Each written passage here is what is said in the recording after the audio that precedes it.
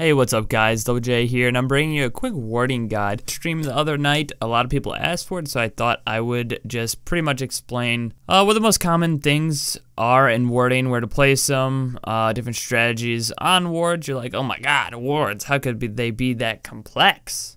It's actually a little bit, it's harder than you think. It's more than just placement. You gotta think how the enemy is playing, how you're playing. You gotta take all these things into consideration. So let's get right into it.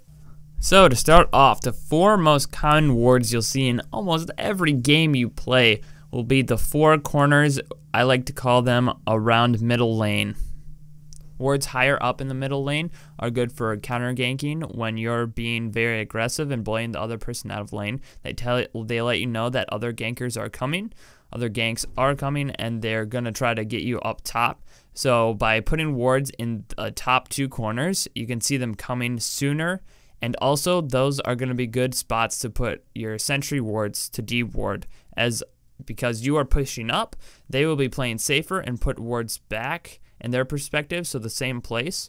So if you deward that, you can also get some aggressive ganks out of it also. Next, we got defensive wards in middle lane. They are placed in the lower corners, and they are extremely useful for when you're getting bullied or when you're pushing up and you expect that their jungler is going to gank you quite often. This usually depends how good you're doing in lane. If you're doing pretty awful, more than likely jungler won't be there as often. Or if they're kind of that kind of person, they might try to pick on you for extra kills to get even further ahead. It literally just depends on the situation. But putting these wards are very safe, because then the jungler has to come up higher, and then their mid has to push up higher, and when that happens, you can counter gank with your jungler very easily, and it gives you a lot of room to work with. Next, I'm going to talk about just general path warding. There's wards placed on solo lane side by usually mana buff, and this makes it so you can see when their jungler's rotating to try and take your mana buff, so you can try to either stop them, or you can actually have your jungler, if you coordinate with them, and go and take their mana buff while this is happening, so then you even out the buffs.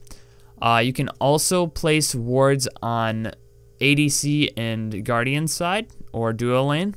Some more common wards are sentry wards on Fire Giant and Gold Fury. A common thing to do on these is you can put them on the paths leading up to Gold Fury and Fire Giant, but also you can put them right on top of the objective, so they have to hit the buff and able to clear it, and it makes it really awkward and takes a longer time, so you can actually see where they are for at least a little bit longer and see what they're doing, if they're starting it or if they're just clearing your ward. And it's really good for just taking that extra step to be a nuisance to the enemy team. Some strategic wards for junglers are, if you are ahead and can start bullying their jungle, you can actually put wards at their speed camp, right in the section between speed camp and their back camps. This lets you see when they're starting to do their speed and possibly gank them when that is happening and kill them and take the buff, or when they're doing their back camps.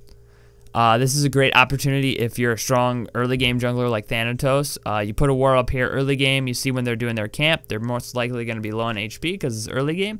Then you just swoop in, get an easy kill and an easy buff.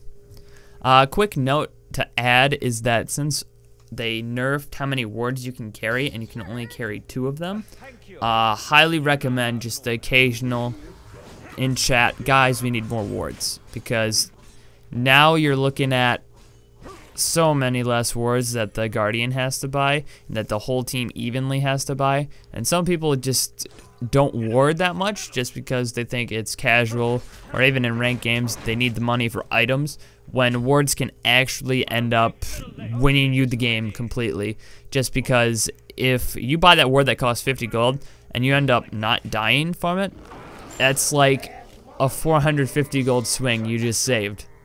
So wards are very important.